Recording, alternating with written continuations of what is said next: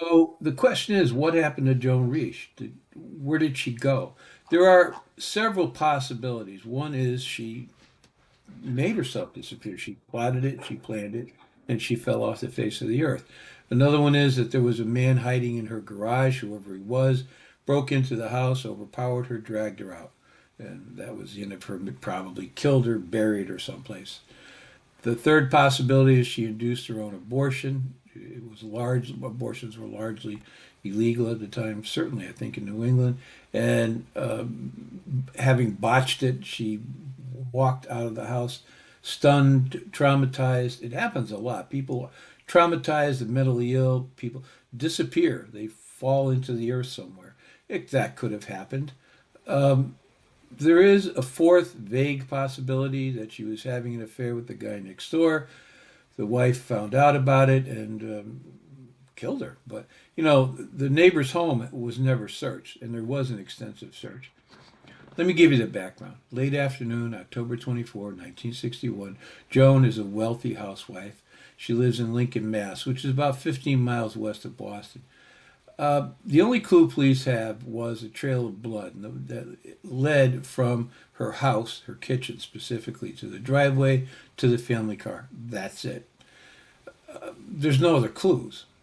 Anyway, about a year and a half after she disappeared, a local reporter went to the town library to research similar cases as background for a story she was preparing on Joan's disappearance. While the reporter was thumbing through a book about the odd disappearance of Brigham Young's 27th wife, wow, the reporter noticed that Joan Risch had checked out the same book in September, a month before she disappeared. The reporter learned that Risch had also checked out a novel called Into Thin Air about a woman who, like Joan, had left blood smears on a towel and on the wall. There were blood smears in her house on a towel and a wall when she went missing. The reporter found Risch's signature on the checkout cards. So she organized a group of volunteers. They went in, they looked through all the records because the library couldn't hand over her record, her lending record. So they looked through the books and they found Risch had taken out 25 books. Joan had taken out 25 books over the summer of 1961. Now, bear in mind, at that point, she'd lived in Lincoln for about 3 months, less than 3 months.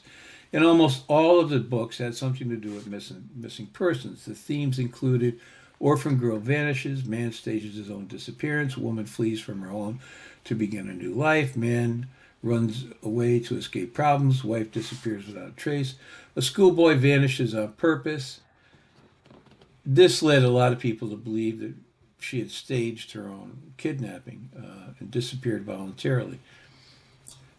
Although why she would do that was never settled. She had a very good life. She was very comfortably wealthy. By all reports, she was content. She was a good mother and a good wife. I should point out, sometimes people go on tangents when they read books. Right now, I'm looking into the CIA, the mafia, and LSD. And I've taken out, well, I don't go to the library, but if you were to check my reading record, that's what you'd find. And you could come, if you didn't know me, if something happened to me, well, John was kidnapped by the CIA or the mafia and they gave him LSD and killed him because he was onto something. So who knows? I mean, that could have been an answer. We need to divorce ourselves. We can't get into believing what isn't established. All right, so it's not established that she kidnapped herself. So let's stay back and look at this from that distance. Anyway, and by the way, she'd only been there for, as I say, less than 3 months. She didn't know anybody, and she went to the library. She was a reader. Readers are vivacious readers, almost all of them.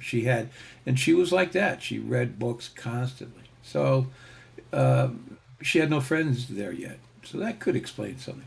When she was, when presented with news about the books, the district attorney, this guy named Droney, described the information about the library, quote, as the biggest break to date in the case. Well, yeah, because there were no other breaks at all. Let me give you a background. Joan Bard was born in 1930. Her parents were Josephine and Harold. They were killed in a horrific fire that started at 1:30 a.m. on February 25, 1939, at an apartment house on Midville Road, in Mountain Lakes, New Jersey. Bard, the father, was 40 when he died. He was the son of Sylvanus Bard, who was a nationally recognized political campaign manager, a very important man.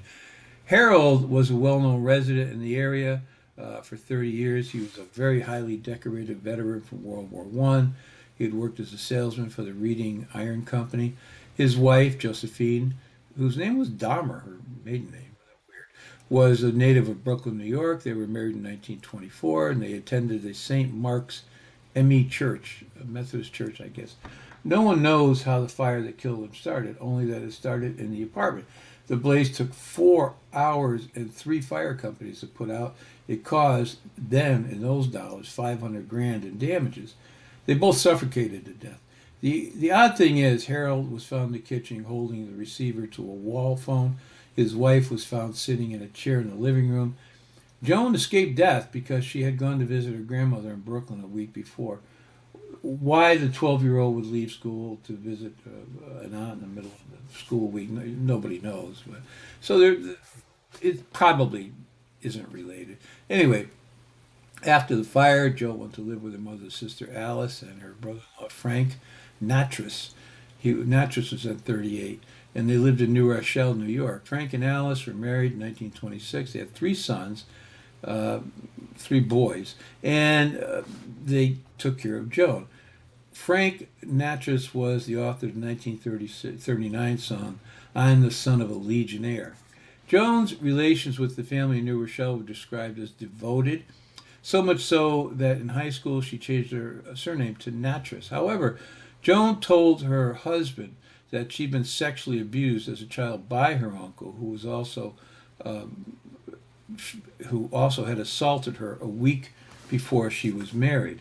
Uh, I would think she would have gone to the police, but I get apparently victims of that sort of thing don't go to the police. They protect their assaulter. I don't know why. Not in all cases, but in a lot of cases. After graduating in 1952 from Wilson College with a degree in English literature, Jo went to work in the publishing business as a secretary, and then she supervised the secretarial pool, and she finally became the editorial assistant at Harcourt Brace, which is a huge company, and then later on at Thomas Krall, another massive publisher. She left the workforce to raise her family. But prior to that, in 1956, she married Martin Donald of Brooklyn, who was 3 years her senior. They'd met on a blind date. Martin Donald Risch, at a Harvard football game. Risch was a college at Colgate graduate. He had served lieutenant in the United States Air Force until 1952 in Korea. He entered Harvard Business, graduated with a master's degree in 55. They were married 6 months later in 1955. Everyone who knew them just had sparkling things to say about them as a couple. That they were cute and wonderful, and people befriended them. They liked them. Uh, Eventually, they moved to Massachusetts because he got a job at Regal Paper Company in New York, but traveled across New England and then eventually took another job with another paper company up in Massachusetts. Uh,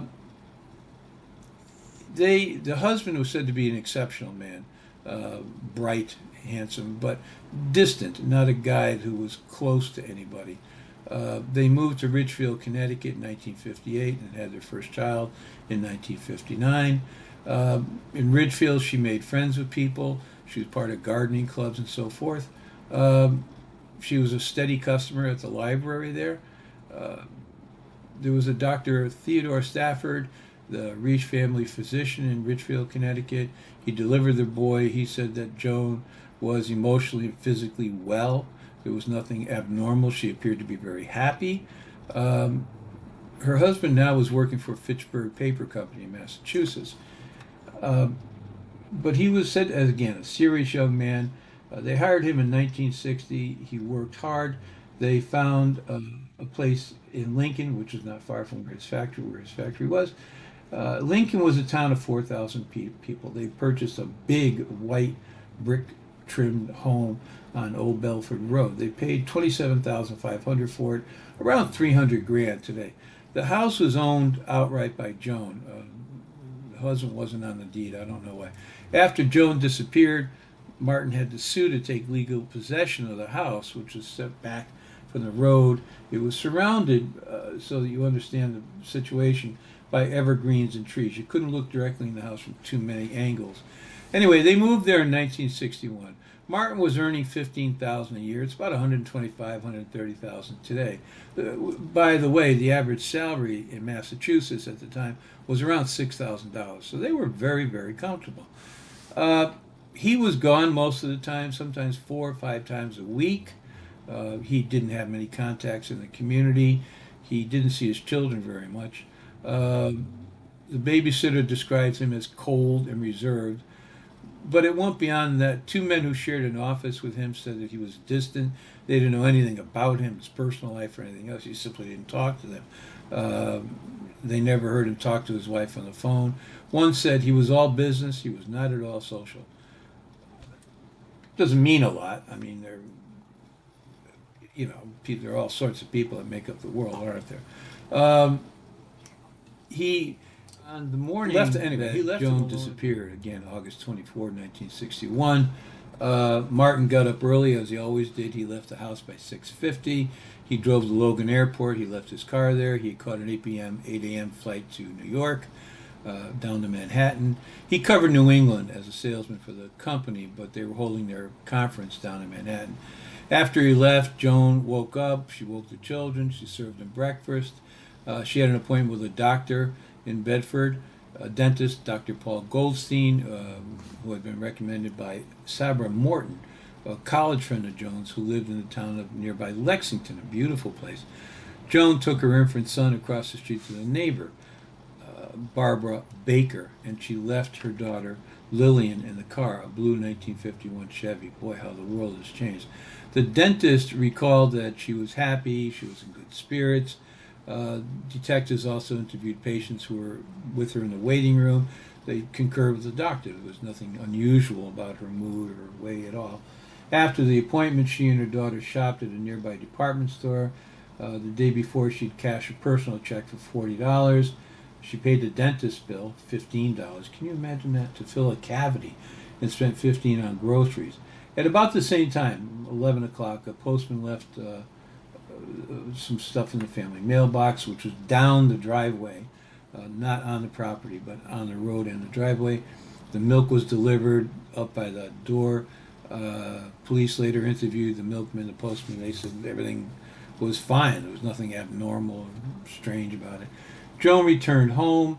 The house, by the way, set 50 feet back from the road, so not terribly far from the road. So anyway, she returned home. It was now around 11:15 in the morning. She picked up her son from across the street. A few minutes later, a delivery driver for a dry cleaner picked up one of Martin's suits to take away. He recalled to the police everything was fine inside the house from what little that he could see. After he left, Joan walked up to her bedroom, changed from her dress that she had worn for the appointment into a blue house dress. I remember women used to wear house dresses and white sneakers. She made lunch for the kids. She put David in his room for an afternoon nap, which almost always lasted till around 2 o'clock. At 1, the neighbor of 04 Bedford Road across the street, Barbara Barker, brought her son Douglas, also 4, to play over to the house with Lillian. The 2 homes were about 100 yards apart. Barbara was there with Joan. Joan was pruning some plants. They were talking. The kids were playing.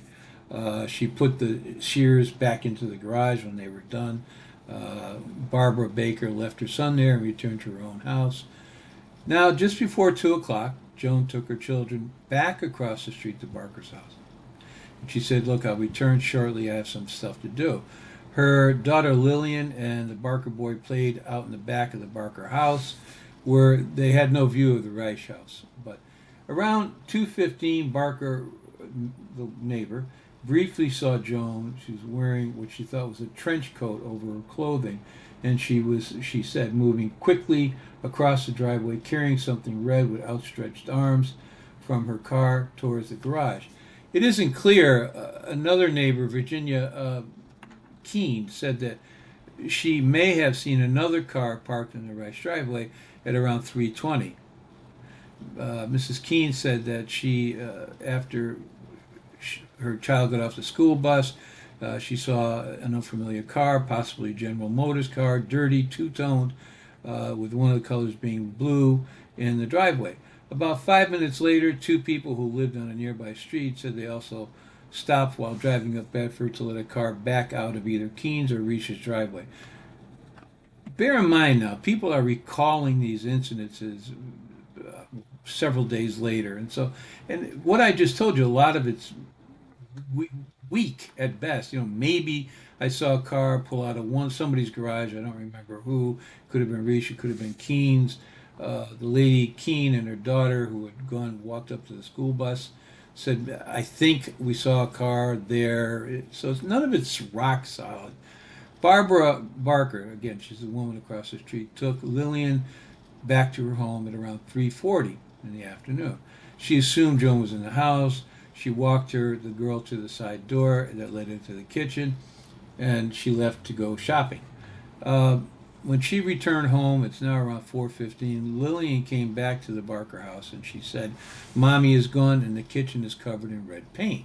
Barbara went to the Risch house. The paint turned out to be blood, of course, and she called the police around 4:33. Sergeant Mike McHugh arrived at the house within 5 minutes. He walked down the Risch driveway, taking a quick look into the car, Joan's car, that was parked about halfway down the driveway, closer to the road than to the house. He said, "I entered the Risch home through the side, or what I call the breezeway, the one between the main house and the garage. This brought me to the kitchen area where I saw a bloody mess on the kitchen floor, overturned table, and a handheld part of a wall-mounted telephone torn off of the wall and left hanging on the edge of a small pail that was sitting on the kitchen floor, a few feet away from the kitchen's cabinets and sink." He walked around the house. Specific parts of the house were smeared with blood.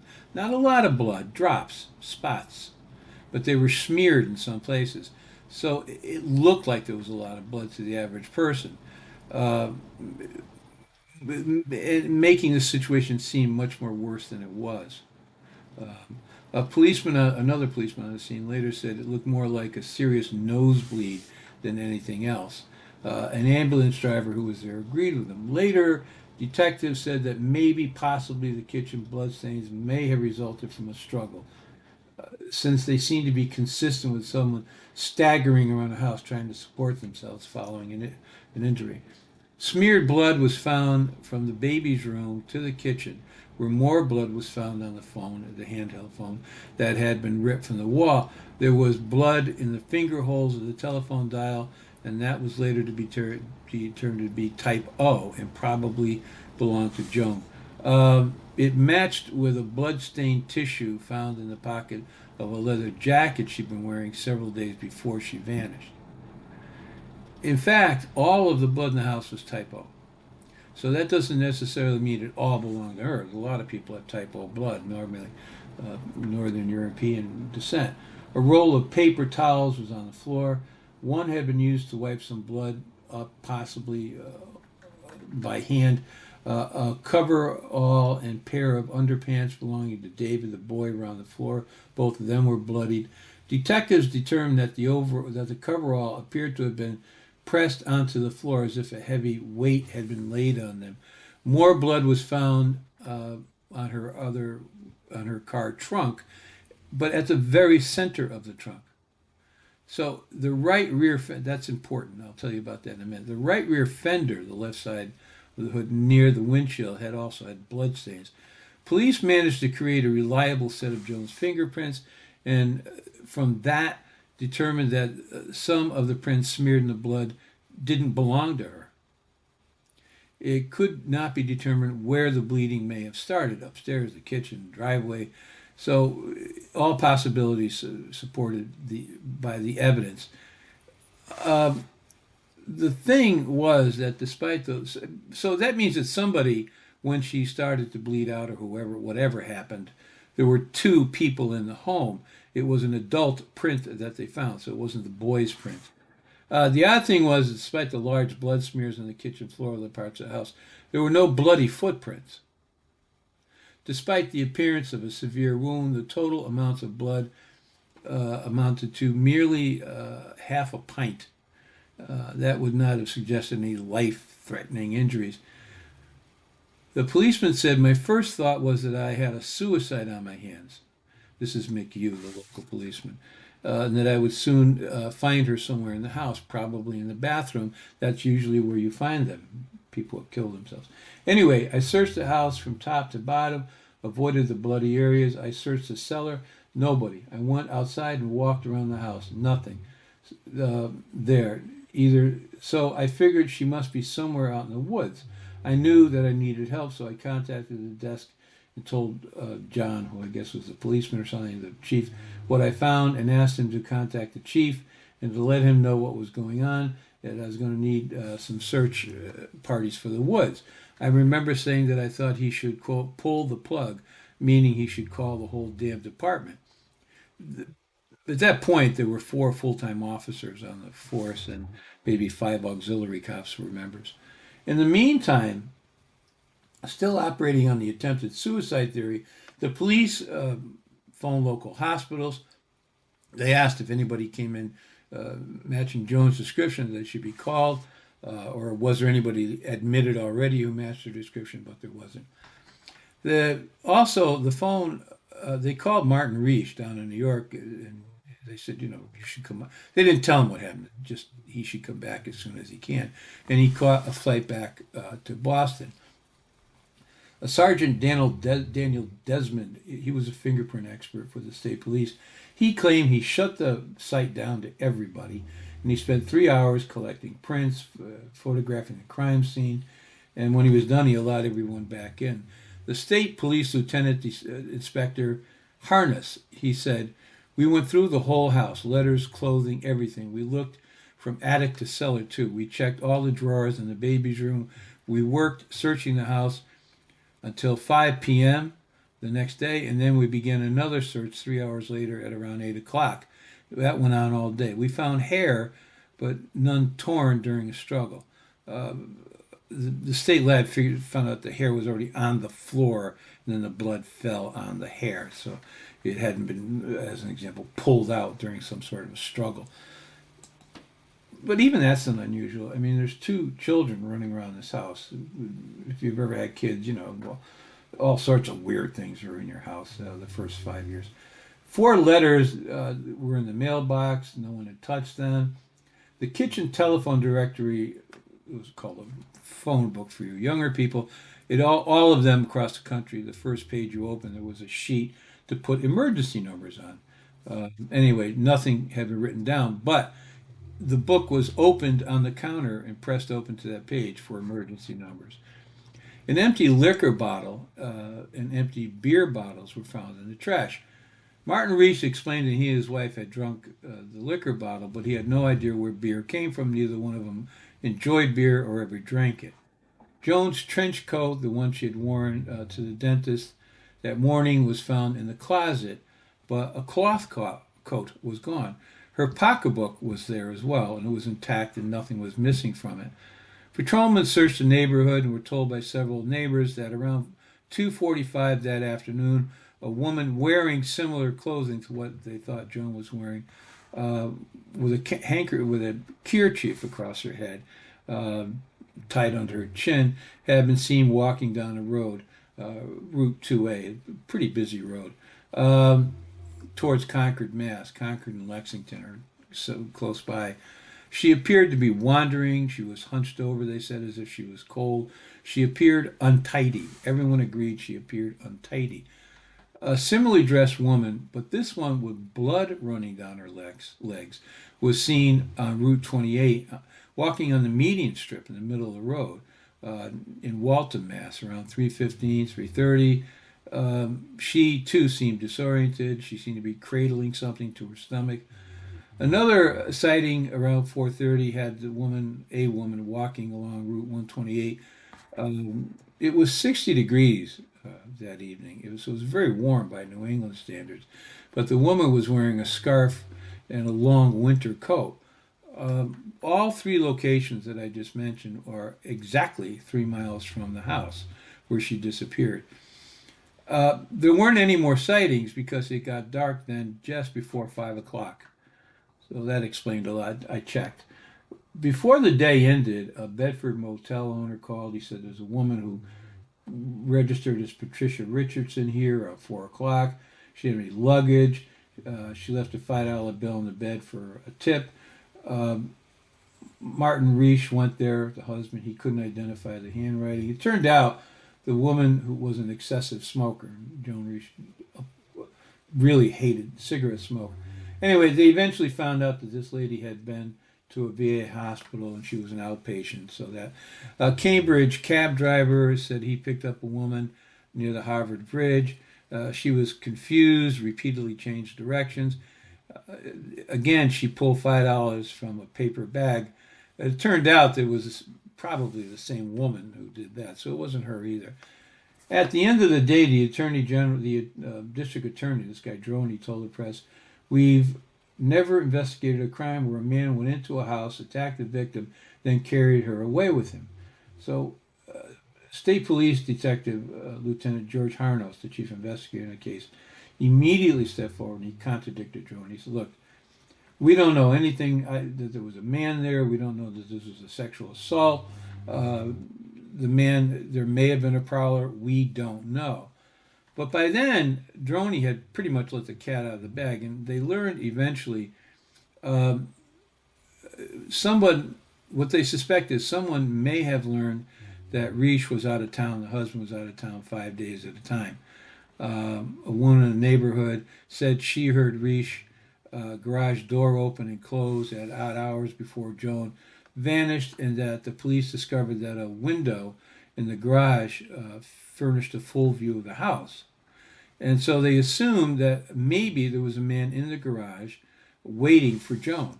And he could have been there for as long as 2 days, which I don't know about that. The next day, the police interviewed the milkman for a second time. He mentioned that he had seen a dirty blue two-tone car parked in Risch's driveway, the same type that the Keene woman said she saw. Police later established that what they were talking about was McHugh's police car, so that went nowhere. Another neighbor, unaware of the reports from Keene and the milkman, mentioned that she parked near the woods, which prompted the police to go into the woods and search. They found nothing. The area, by the way, that in the woods is known as the Bloody Curve. It's where the British, where the Redcoats during the Colonial War retreated back to Boston, and they were basically cut to pieces. The New York State Police and the Connecticut State Police launched their own investigations. They came up with nothing. In the weeks that followed, police established alibis for Martin Risch. Of course, he was in Manhattan. The mailman, the milkman, the guy from the dry cleaners. They did have one suspect, a guy named Robert Foster of East Walpole, Mass. Foster had been a purchasing agent for the National Park Service, and he was visiting homes in Lincoln to discuss a project to restore that specific area of Lincoln as the Minuteman National Historic Park. The Risch home was within the designated area of the park. Women in the neighborhood told the police that he came by to see them when they were alone, and he overstayed his visit. He was kind of a creepy guy. They didn't really feel safe when they felt unsafe when he was around, not uneasy. So Foster's records show that he visited the Risch house September 25, a month before Joan vanished. He was a lifelong resident of the area. He graduated from local high school. He volunteered in World War II. He was part of the invasion of North Africa, Italy, Germany. He was awarded 2 Purple Hearts, wounded in combat. He was awarded a high French Legion for Legionnaire Medal for bravery. After the war, he was a local in the Veterans of Foreign Wars, VFW. I remember that from when I was a boy. The American Legion. He received a bachelor's in science from Boston College, again, after the war, on the GI Bill. He got a Master of Education and a Juris Doctor, wow, from Suffolk Law School. He served as a town selectman. He was married to the same woman for 32 years. They called him in for questioning. Foster said that on the day Joan vanished, he was out for lunch with his supervisor from around 1 to 3. Then he went back to the Lincoln area to meet with a property appraiser. They verified his story, and he was dropped as a suspect. He shows up again and again in the neighborhood and made the cops suspicious. You know, he just always seemed to be around. Uh, that night, they hired a bloodhound named Sadie in an attempt to locate Joan. The dog crossed back and forth to the Barker residence. Remember the lady across the street where Joan had been 3 times that day? But it didn't go down any slopes near the road. It didn't go down into the woods. It didn't go to the side of the house or the back of the house. Sadie died a few days later after her companion, who was a state policeman, died from natural causes. Just an odd note. Airplanes searched the area from the house. The entire town fire company came out with other volunteers. They did a step-by-step search within a mile, circular mile, nothing. There was another land search by airmen from the nearby Air Force Base. Uh, Divers were brought in to check the canal, the reservoir, nothing. There was a shoulder search in the woods. It did find women's panty girdle, copy of a girly magazine about 100 yards from the Risch house. The searchers returned the next day to poke steel rods into every patch of soft ground and brought rakes and hoes to push away the undergrowth. Nothing. Fitchburg Corporation, where her husband worked, had a helicopter. They let him search with that. Boy Scouts came in and looked. In total, a full 15 miles was searched in one day. So, several hundred people were fingerprinted in relation to the case, including personnel at Hanscomfield, I'm sorry, near the Risch home. Known sex offenders were pulled in for questioning. Joan's medical history is probed. Martin submitted to the husband to 2 lie detector tests, which he passed. Ponds, streams were dragged. But with all that done, nobody walked across the street to the Barker house. The property was never searched. They even, and Joan's relatives' fingerprints were not brought in for comparison to the print found in the house. Remember, she had that creepy uncle who molested her. They never checked his prints against the prints found in the house. Garages and empty buildings within a 6-mile radius of Joan's house were searched because police believed that Joan, alive or dead, was nearby, and the abductor who had holed up, they theorized, because they didn't want to hold up someplace in an empty building. He didn't want to risk driving through the streets because now seemingly the whole world was out looking for this woman. On February 1, 1963, 15 months after Joan vanished, the state police detectives went to New Rochelle, New York, for a second time to question Joan's freaky uncle, Frank Naddis. Detectives told Naddis that Risch told her husband, Martin, soon after the 55 wedding, that he had molested her. What may have made Naddis, the uncle, a suspect was a rumor that he had been in Risch's house in Lincoln I think the rumor came from her husband, and they didn't reveal that, but the source of it, that he'd been to the house in Lincoln within the past few months, within 2 months, and he may have tried something again. Martin, the husband, also told police, I really have no reason for her disappearance. My only comment would be that she would have willingly sacrificed for her children if the alternative were presented. I do not know anyone who would want to harm my wife. We have a strong relationship. She has never threatened to leave home. We have no financial problems. Later in the year, a young intern from Stony Mass Hospital reported that a woman by the name Joan Risch fitted the description. Right? And she was a psychiatric patient in the hospital. It was a Joan Risch. It was just the wrong Joan Risch. It wasn't our Joan Risch. No sign of her was ever found. The crime scene didn't offer anything. That was single print. There were no footprints. There were no screams. Worsening this was an elderly neighbor who was running a power saw for about an hour and a half during the midst of when all this was going on. That few hours where Joan couldn't be accounted for, and that drowned out every noise there was. There's no physical signs of an intruder, and that was it. The case went completely closed. The operating theory was that Joan was assaulted by the police, now state police. She was assaulted, kidnapped, and that the kidnapper had been watching her. He had been hiding in the garage, and then he assaulted her when she came outside to tend to some flowers or whatever that she had been tending to earlier in the day. The theory was that she saw him and she ran down the driveway. He chased her, grabbed her, punched her in the nose, stunned her, and then caused a nosebleed. She reeled across the car trunk, leaving a bloodstained print right in the center of the trunk door. She recovered. She ran to the house and inside the kitchen. She grabbed the phone. As she started to dial, this punk came up from behind her, pulled the cord from the wall. Then he struck her again, knocked her onto the floor. This time he knocked her out, probably. He then probably wrapped her in a gray charcoal topcoat and carried her through the woods onto Virginia Road, it's a road that runs in back of the house, or tossed her into a car, which could have been in the driveway and nobody saw it. The problem with that, of course, is that she had, if you recall, her neighbor said Joan had put away a pair of shears in the garage when she was with her early in the day.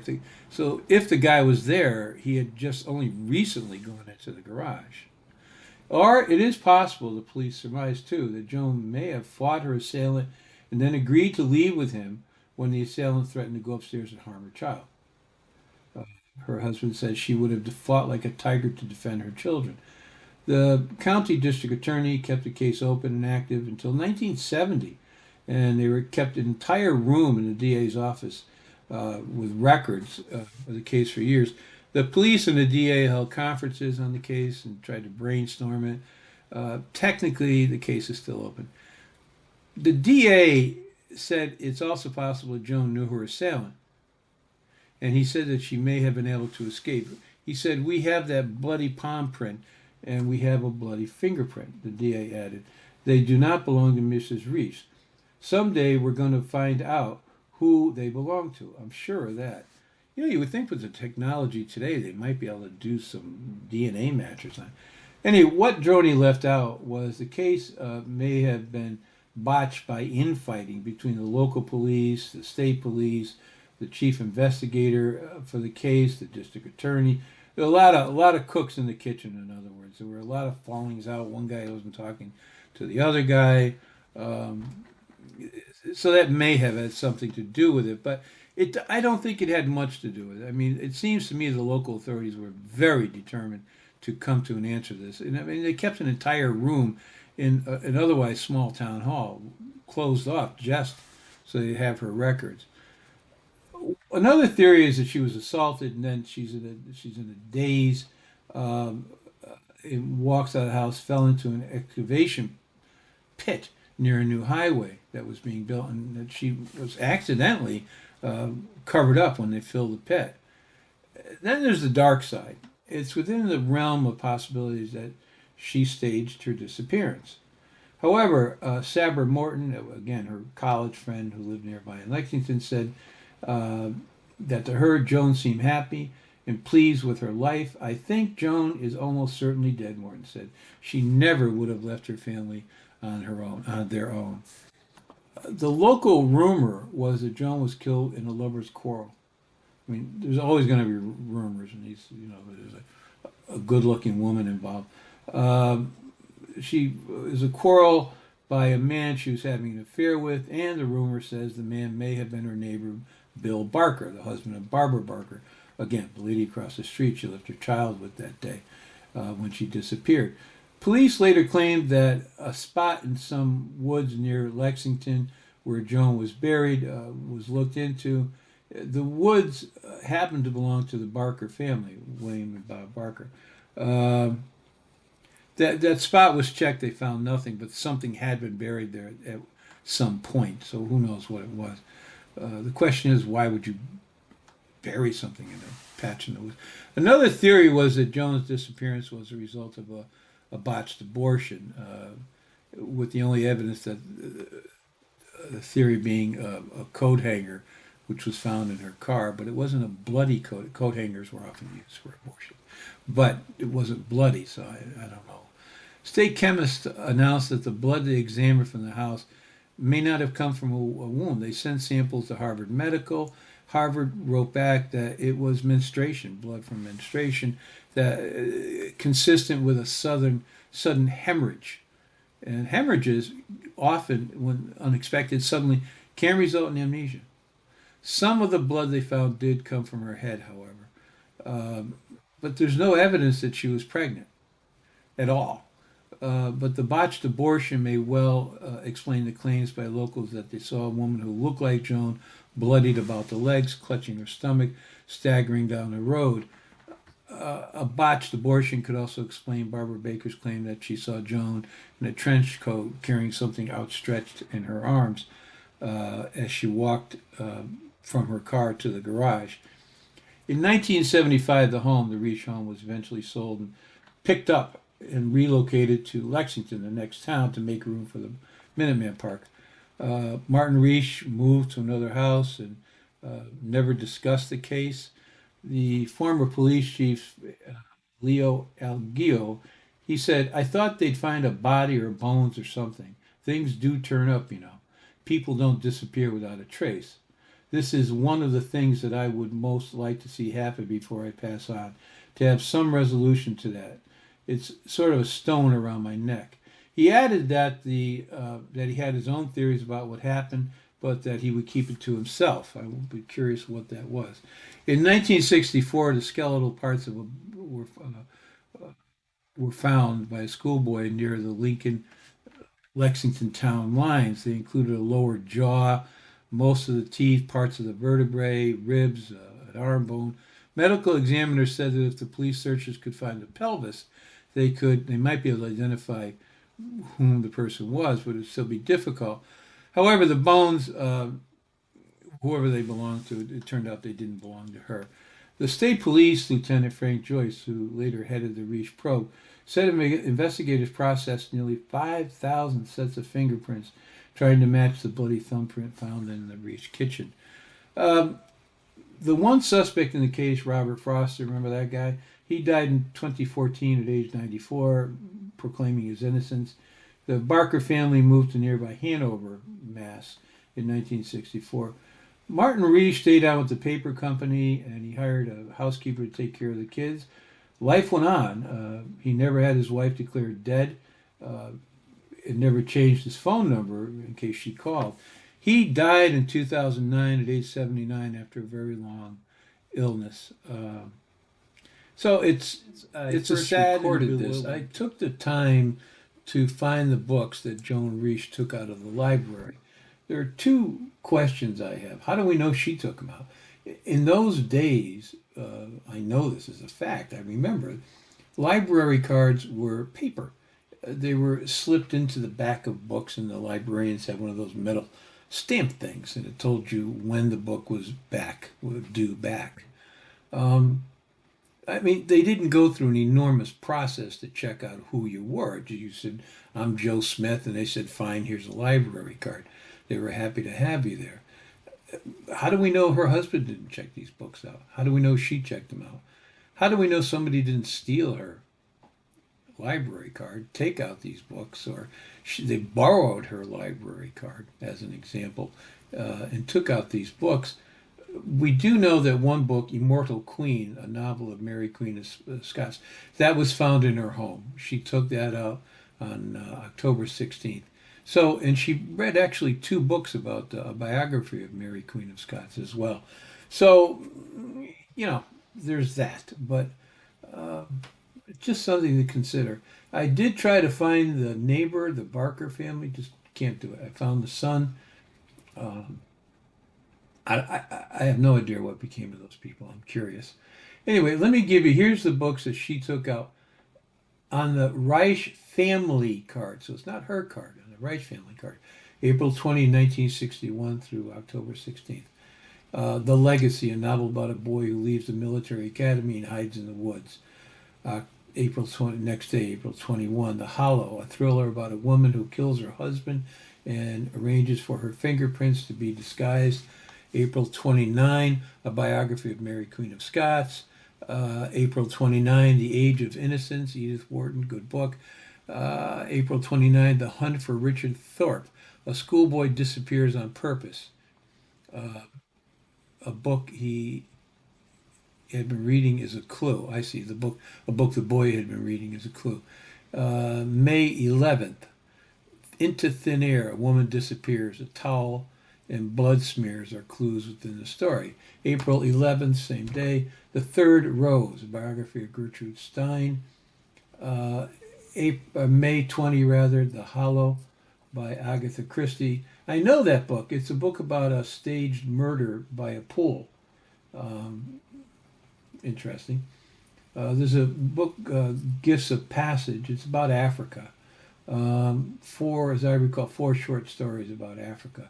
Africa pops in again later. She brought another book, Shadows on the Grass, which is about set in Africa. Rabbit Run, June 10, the same day she took out Gifts of Package. It's a novel. It's a flight from one's problems.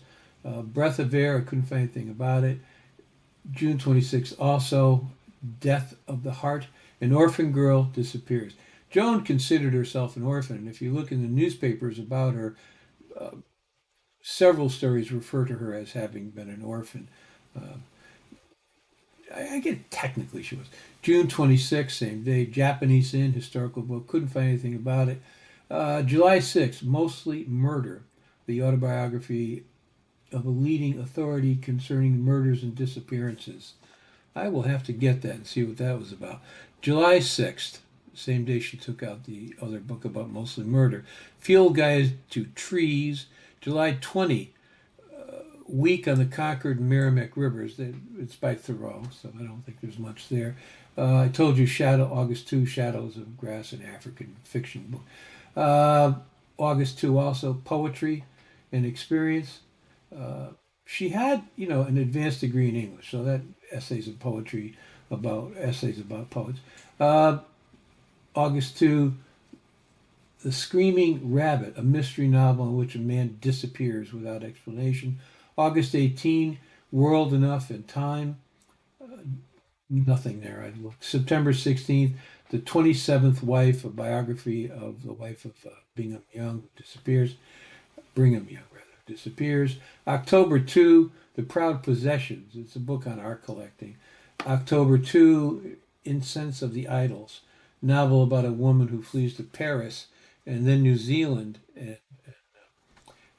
which matches up, by the way, with Shadows on the Grass, the African thing. It's basically the same thing. A woman travels all over and what was the other one? The one about traveling is basically the same book. A woman moves around the planet. Um, what else have we got here? Oh, The Age of Idols, a novel about a woman. I told you about that one who flees from Paris, New Zealand. And the last one, of course, is Immortal Queen. So, a book about Mary Queen of Scots. It's interesting. I thought the card belonged to her. It didn't. It was a family card. So it was between her and her husband. And again, you could lend them out. There was not a lot of background check on these sorts of things. It's getting stranger